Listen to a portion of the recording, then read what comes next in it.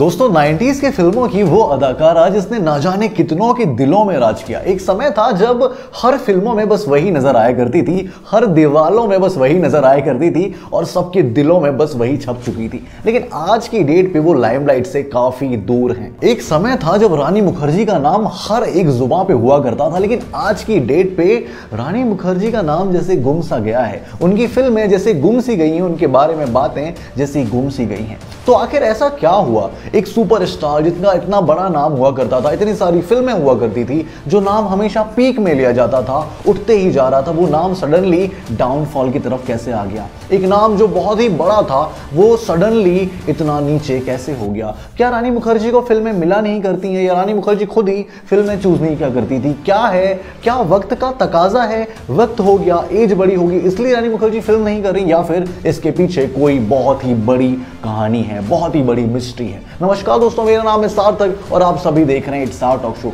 और आज हम बात करने वाले रानी मुखर्जी के करियर के बारे में। कैसे रानी मुखर्जी का करियर स्टार्ट हुआ, कहां पे पीक हुआ और कहां पे रानी मुखर्जी का डाउनफॉल चालू हुआ, और आज की डेट पे रानी मुखर्जी क्या कर रही है, किस तरह का अपडेट है। बने रहना पूरी वीडियो में, बहुत ही ज्यादा इंटरेस्टिंग वीडियो होने वाली है। और अगर ये कंटेंट आपको पसंद आ रहा है, आपको नॉस्टैल्जिया फील हो रहा है, तो भाई सपोर्ट करना इस चैनल को सब्सक्राइब करके। चलो शुरू करते हैं।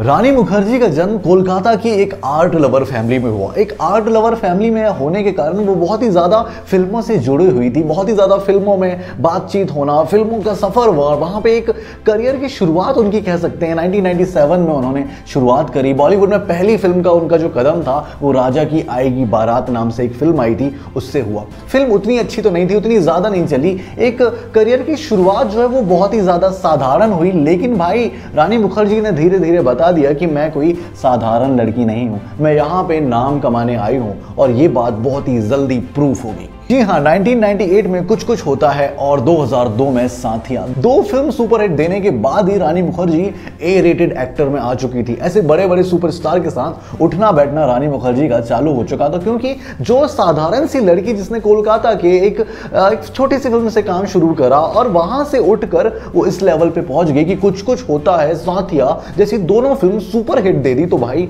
नाम तो बड़ा होना तय था। उनकी आवाज, उनकी अदाकारी स्क्रीन पे एक अलग ही जादू छोड़ रही थी, जो लोगों के अंदर चिंगारियां प्रकट कर रही थी। इतना ज्यादा लोगों को कनेक्ट वो कर रही थी कि लोगों को उनसे प्यार होते जा रहा था। 2004 में हम तुम, 2005 में ब्लैक और बंटी और बबली जैसी लगातार 3 फिल्में देने के बाद रानी मुखर्जी ने ये तो साबित कर दिया कि वो बहुत ही ज्यादा वर्सेटाइल एक्टर है। इतनी ज्यादा वर्सेटाइलिटी कि भाई हर एक एक्ट में वो अलग ही रोल कर रही थी और सब रोल में बहुत ही ज्यादा शूट हो रही थी। रानी मुखर्जी का नाम दिन ब दिन बड़ा होते जा रहा था। एक के बाद एक बहुत ही ज्यादा फिल्में रानी मुखर्जी को मिलने लगी, बहुत ही ज्यादा रानी मुखर्जी ने काम किया। इतनी सारी फिल्में हैं कि मैं गिना भी नहीं सकता। लेकिन भाई कहते हैं ना कि अगर एक इंसान का करियर पीक पे जा रहा है तो भाई उसका डाउनफॉल तो आएगा ही, और वो डाउनफॉल की शुरुआत हुई 2007 से।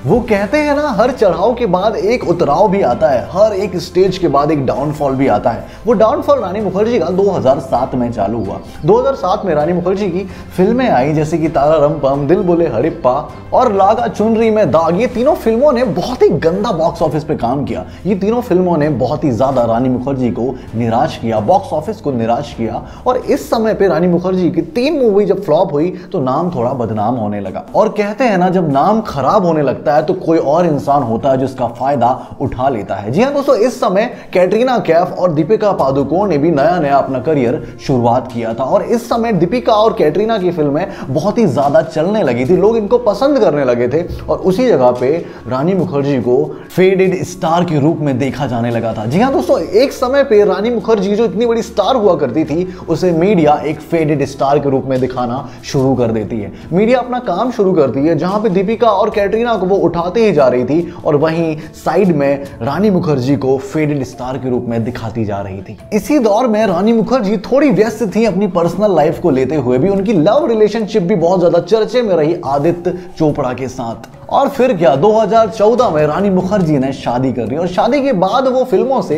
थोड़ी दूरी ही बना कर रही। हालांकि 2014 में मर्दानी और 2018 में हिचकी जैसी फिल्में करके रानी मुखर्जी ने ये तो बताया कि भाई मेरे अंदर अभी भी वो कैपेबिलिटी है कि मैं इतना ज्यादा कैरी कर सकती हूँ, इतनी बड़ी फिल्में हिट दे सकती हूँ। लेकिन यार वो जो असली, वो कहते हैं ना कि असली में कमबैक हो गया, वो कमबैक रानी मुखर्जी का अभी तक नहीं हो पाया था।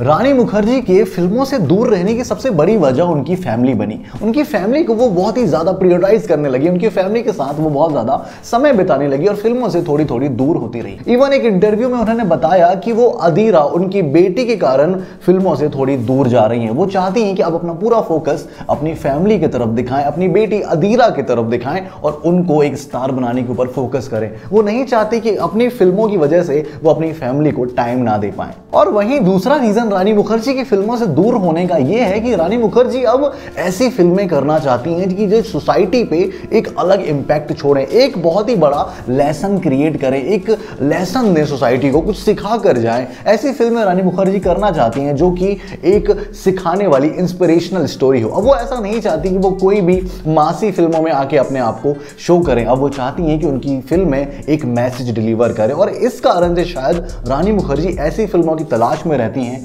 और बाकी फिल्मों को छोड़ दिया करती हैं। Mister Chatterjee versus Norway home इसका साक्षात एग्जांपल है कि वो किस तरह की फिल्में अब करना चाहती हैं। थर्ड रीजन ये हो सकता है कि नए डायरेक्टर्स के आने की वजह से, नए रोल, नए एक्टर के आने की वजह से रानी मुखर्जी जैसे सीनियर एक्टर्स को अब रोल्स थोड़े कम मिलना चालू हो चुके हैं। अब क्योंकि नए नए इतने ब्रिलियंट एक्टर आ चुके हैं तो लोग उन्हें फेडेड स्टार के रूप में देखने लगे हैं। अब उनकी झलक के लिए लोग इतना बेकाबू नहीं हो रहे जितना बेकाबू वो कभी हुआ करते थे। That's why they are giving chances to new faces. जो नए चेहरे आए हुए हैं बॉलीवुड में, उनको मौका दिया जा रहा है अपने आप को स्टार बनाने का। और जो स्टार पहले थे उनको अब सीनियर एक्टर के रूप में डाल दिया गया और अब उन्हें वो फिल्में नहीं मिला करती जो फिल्में पहले मिला करती थी। एंड दैट्स व्हाई रानी मुखर्जी अब उतनी फिल्में नए डायरेक्टर के साथ नहीं कर रही जितनी फिल्में वो कभी किया करती थी।